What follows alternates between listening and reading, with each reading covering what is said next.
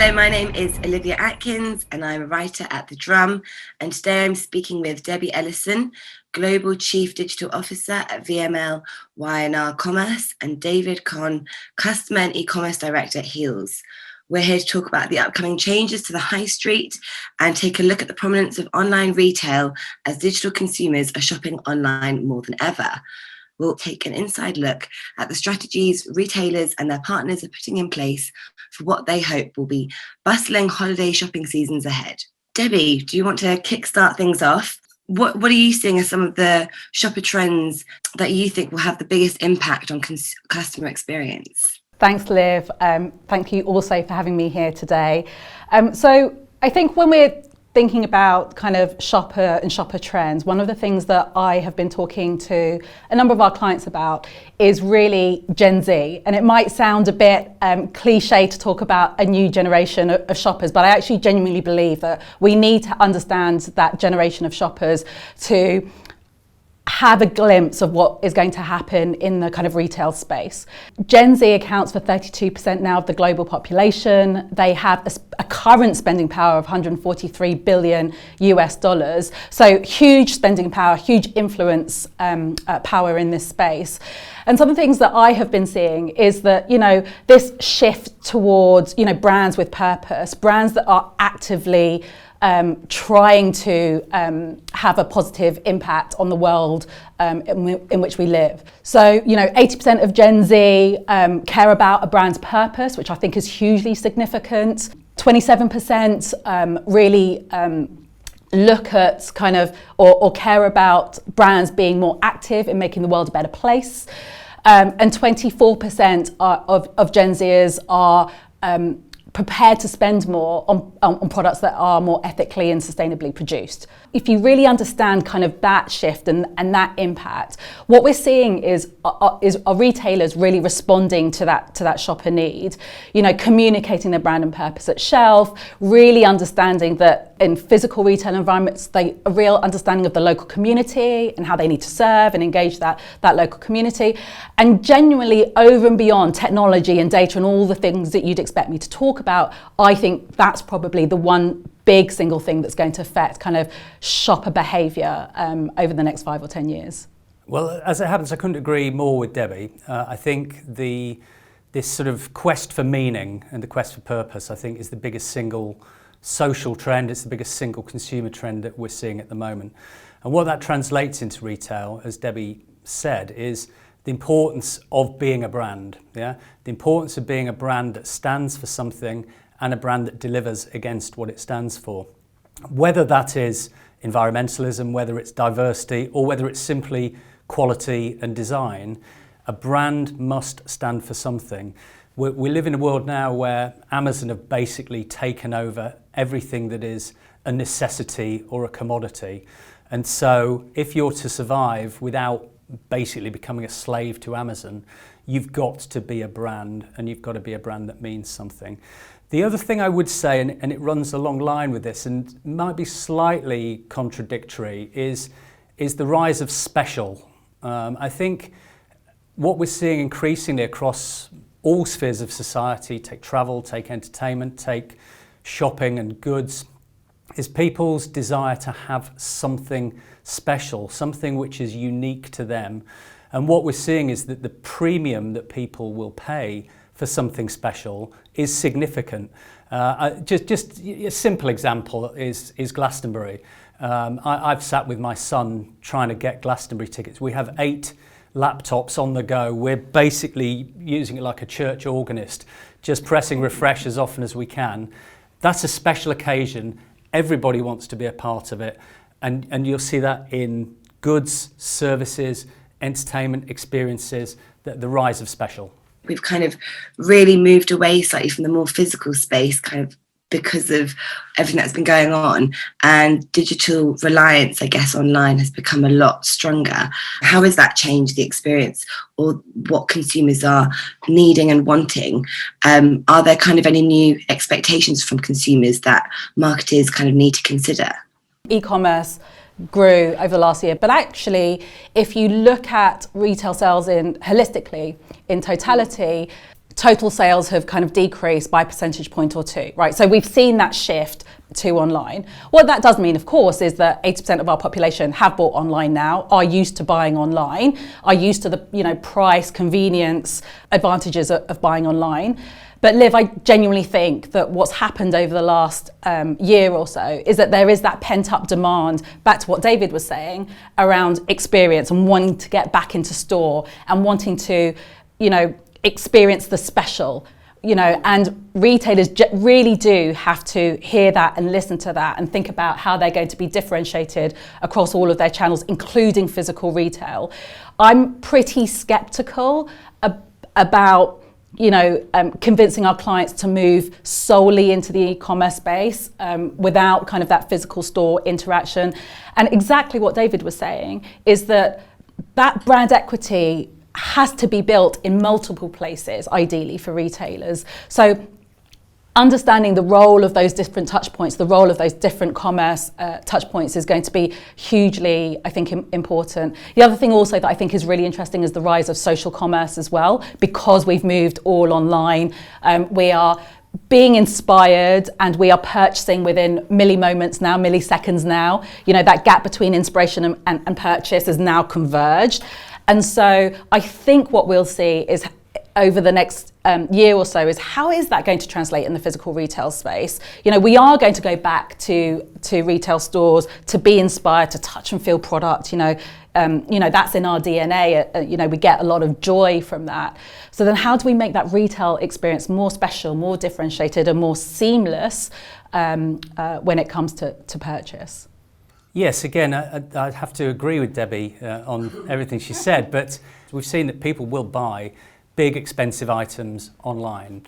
However, one of the most successful initiatives we've had has been connecting online customers with in-store teams. And we have a solution on our website which enables an online customer to talk to a relevant member of the store team who has knowledge, who has passion, who may even be able to visit the store and take photographs or images or videos.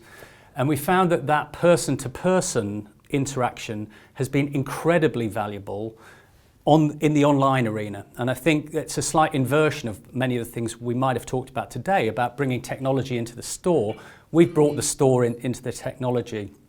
And we've shown that there's still a massive role for person to person. One of the biggest trends that I see, and one of the biggest things that has to be addressed, whether you're a terrestrial retailer, whether you're an online retailer, is the paradox of choice. Yeah, we now have millions of options available to us when we're buying anything. And to give an example, I was looking for a 52-inch TV.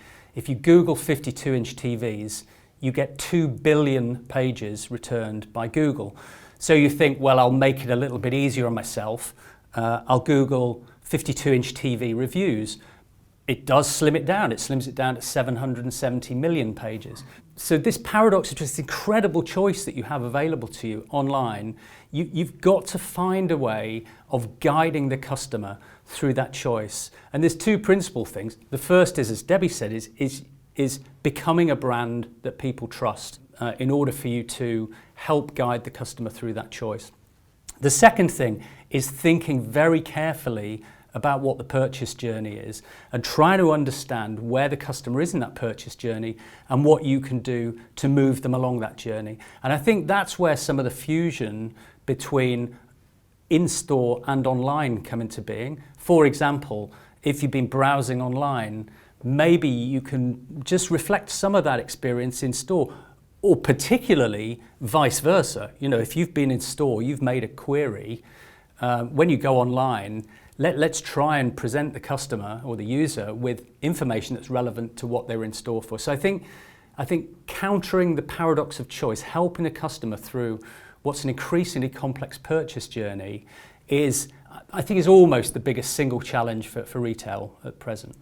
It's kind of interesting to observe actually at the moment, because obviously it's coming from the marketer side, but also from the consumer side at the moment, as both those needs are shifting at the same time.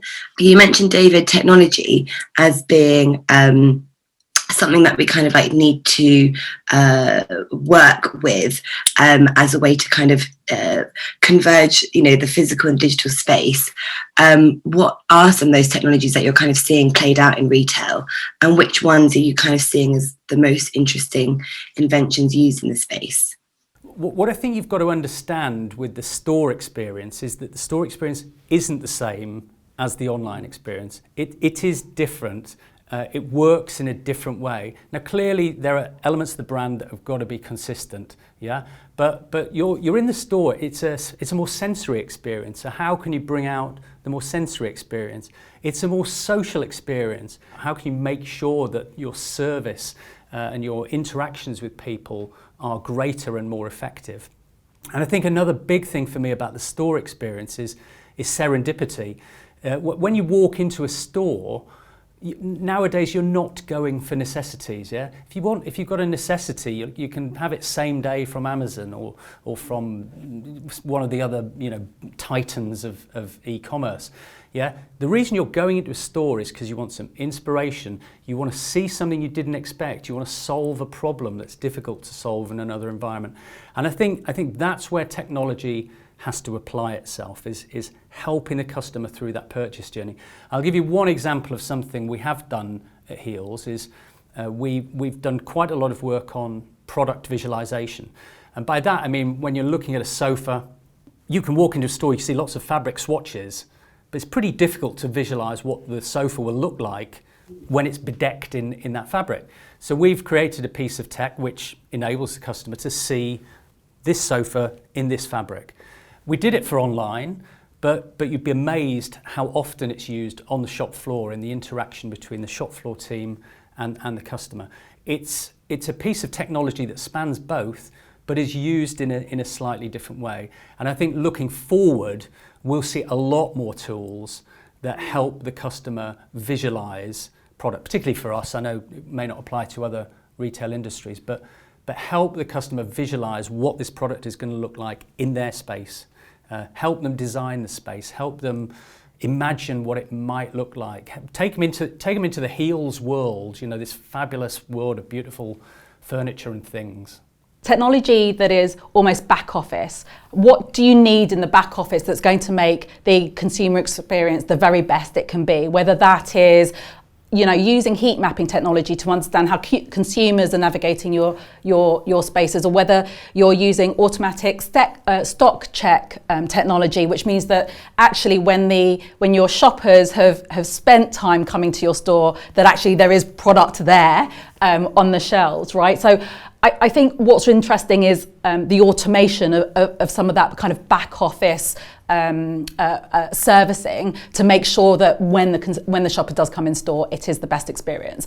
And then I think there is technology that addresses the consumer experience. To David's point, what is it that we can provide in store that is going to deliver that special? So whether that is using data that may have been gleaned from your e-commerce environment and helping sales assistants, sales advisors provide a more one-to-one and personal experience, right? Everything that we can do in the e-commerce space, but yet I don't think has really infiltrated the physical retail environment.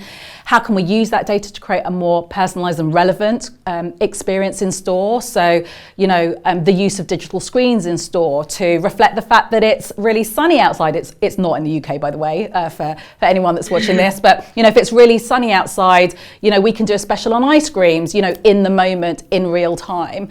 We've built out a number of these experiences for our clients. Like David said, we've got to be careful that we're not falling into the gimmick. So we've got to really understand how some of this technology can be used to scale to create those connected experiences. But I think one of the things, David was talking about being at the laptop with his son trying to get Glastonbury tickets.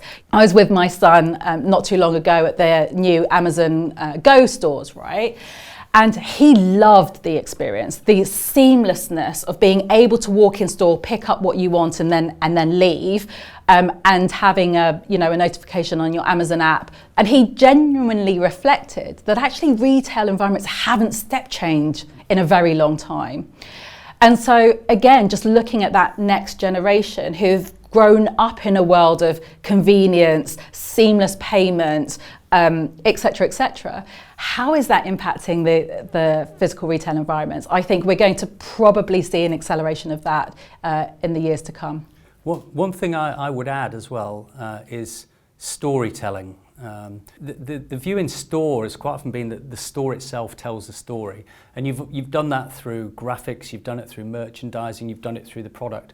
But I do think technology has a big potential role to play in storytelling. And of course, the biggest single piece of technology in store that we haven't so much talked about is the phone that the customer carries. When I started looking at in-store tech 15, 20 years ago, the phone simply didn't even exist. You're looking at trying to do something that now you can do. Every single customer can do it because they've got the most powerful device imaginable in the palm of their hand. And I think thinking about how you can tell stories through the phone as well as putting screens up in store or doing whatever other digital activity you do, I think that's a really big, fruitful avenue for you to look at.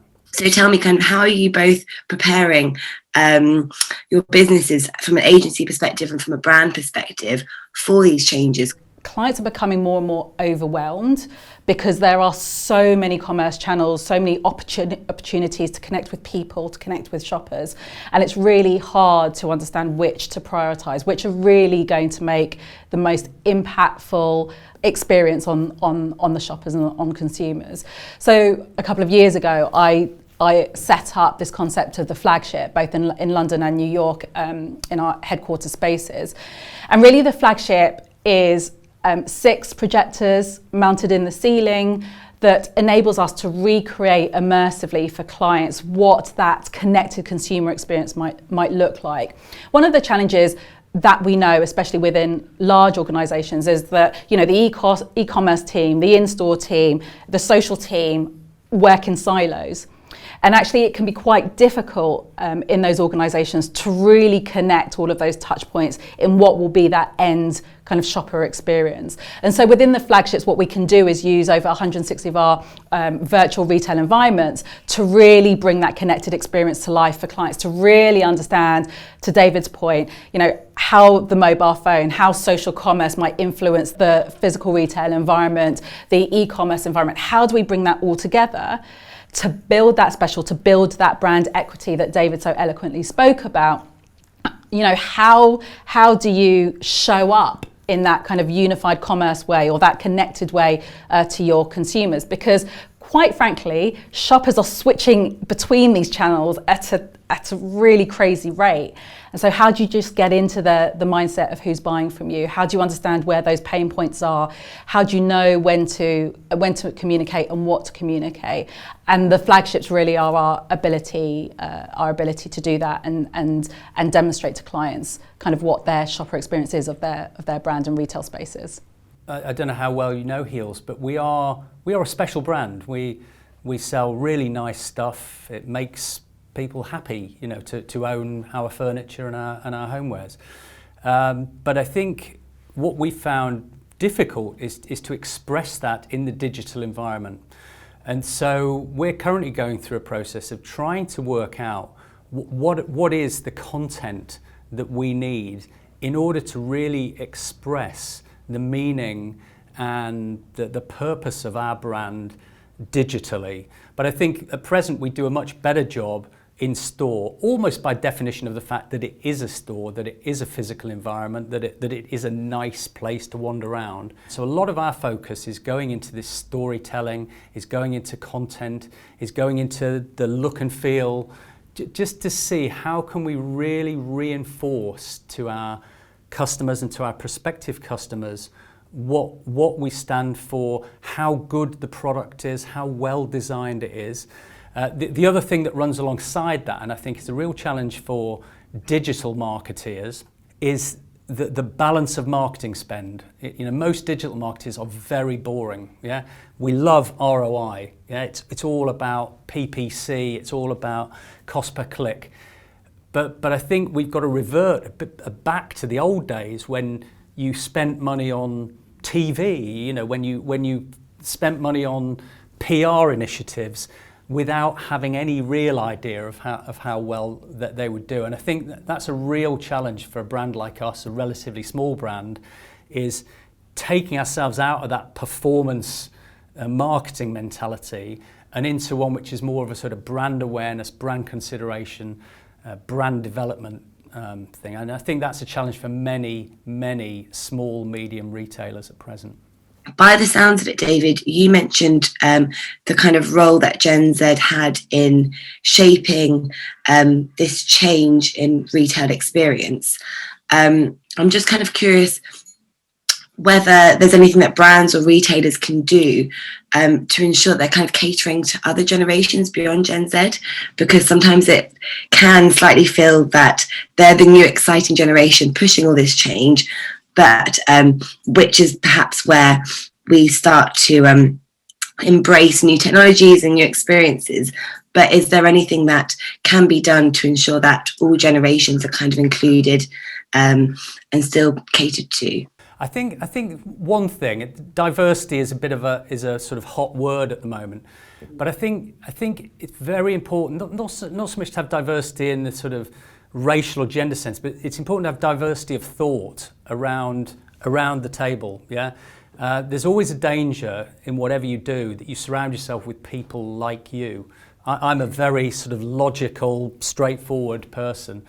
I need someone creative alongside me who's going to annoy me most of the time. I like that David's pointing at me, by the way. Yeah, exactly, yeah. But I need someone creative alongside me who's going to come up with a load of things that will annoy me, but actually is going to make me think about things. I need someone who's a bit nicer on the other side. We need somebody a bit younger, yeah. And I do think diversity around the board table, listening to the people within your own organisation who may not think in the same way that you do.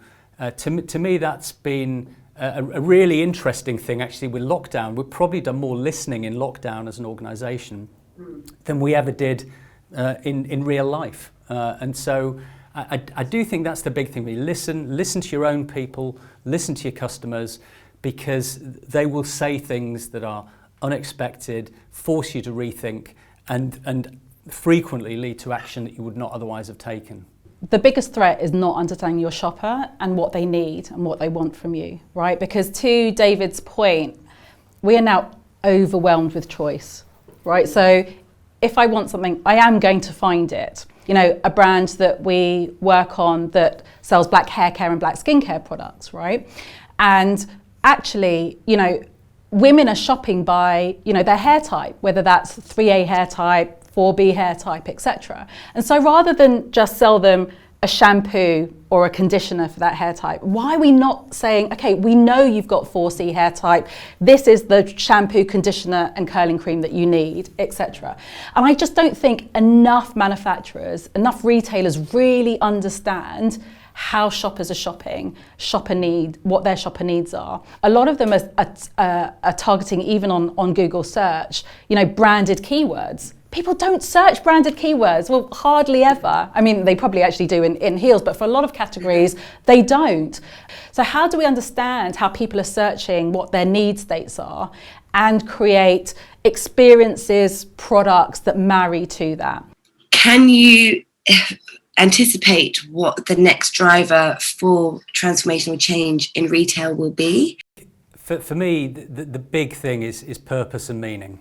You know, whether it's Gen Z or whether it's normal people, this is going to be the story for the next X number of years. And I think any brand that is not acting with purpose and meaning will die. Yeah, it's going to be the thing which will drive most change. And are there kind of any lessons or case studies that you'd like to kind of bring up as kind of pivotal, you know, examples of brands that have either been doing it well that we can learn from? So I'll kind of respond to that question, Liv. You know, I mentioned earlier the work that we've done with a particular client to develop out kind of the branch of the future experience. And one of the things that, you know, we were talking to the client about is you cannot judge the experience that you create against your competitors in the category.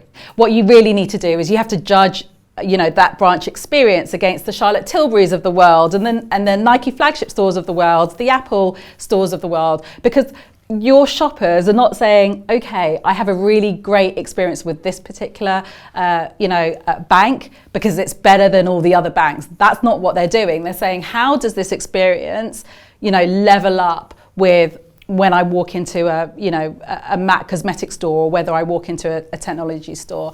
So I'd like to call that out, because I think it was a major transformation in the branch experience itself. And that brings together a lot of different types of technology: heat mapping technology, responsive and contextual digital signage, supported conversations through, iPads and content, etc. So I think what we are seeing, at least as an agency, is we are being asked to help understand and define what the vision for banking, pharmacy, etc. But not only that, how do they get there? How do we help them connect their teams that often work in silos to be able to deliver against that vision? The other thing I would also say is that we need to do a lot of test and learns, right? I think gone are the days where, we find a bit of technology, or we find a new capability or service, and we scale that out across multiple places and spaces at any one time. I think that one brand I really like, and I've got to be honest, I don't know whether they have any technology at all, but is Timpson's shoes. They always strike me as being the ultimate in caring about their staff and caring about their customer. Their whole ethos is built on those two foundations. And you can see it reflected in everything they do. They see themselves as a member of the community. That for me is going to be an important element of retailing look forward. In my sector, there's some interesting operators. I mean, for sure, some have grown at great speed. Some have grown at great speed without making any money, which is always interesting. But probably in my sector, the company I think has the best omni-channel experience is Sofology, because I think they're the company that has used tech in the most positive way. They capture your journey in store, and they then reflect that journey through a range of different marketing devices, tools, in order to get you over the finishing line, which is buying the sofa. And in fact, they take it then after you bought the sofa. So I think they're an interesting operation for the way in which they capture the purchase journey and use it to, I'll say, to make the sale, but also, you're only going to make the sale if you're genuinely helping the customer. So I think they're doing a pretty good job. What advice would you give to brands wanting to unify their commerce experience for their customers? I'd say one simple thing is, once you've decided what it is you want to offer your customer, then make that your absolute focus. Don't get seduced by tech that looks nice or that has bells and whistles. Think about, does this improve the customer journey? Yeah, does it really add value? And that's true for whether it's online tech or whether it's in-store tech. Does it help them make the right decision? Does it help inspire them? Does it help them buy it? Do not be seduced by bells, whistles, and shiny things. Yeah, I completely agree. I think not enough people walk in the shoes of their consumers, their shoppers. They don't really look at how the brand shows up in all of those different places and spaces through the eyes of their consumer and live. That's why we created the flagship, right? To be able to do that and to be able to recreate kind of that unified commerce experience. Like, how are our social communications, our social stores connected to our physical environments, connected to our e-commerce? What is that connected experience, and where are the gaps? What isn't quite right? What is going to cause frustration with our shoppers? How do we remove that? How could we use technology to enhance conversations between our sales advisors and our shoppers? Or how could we use technology to connect people and to understand people between those different channels? I think is going to be really important. So I'd say that's what manufacturers and retailers really need to do, is walk the shoes of shoppers, step into those shoes, and really be critical about the connected experience that you are creating. No, thank you both. Thank you for being such a wonderfully complimentary duo. I kind of half expected it to be a bit of a tumble and a feisty fight, but so it's been very interesting to hear both sides of it. And that's it for me. That's obviously it's been the reinvention of retail and e-commerce deep dive. And based on what you guys have said, it's the importance of brand purpose and really listening to consumers it kind of shines out as some of the key takeaways that marketers and retailers alike kind of need to listen to, regardless of whether that's in their digital or physical outlets. So I think there's a lot there that our viewers can take away and build on for their own lessons. And yeah, thank you again for all your thoughts. And we'll follow up with a write-up shortly.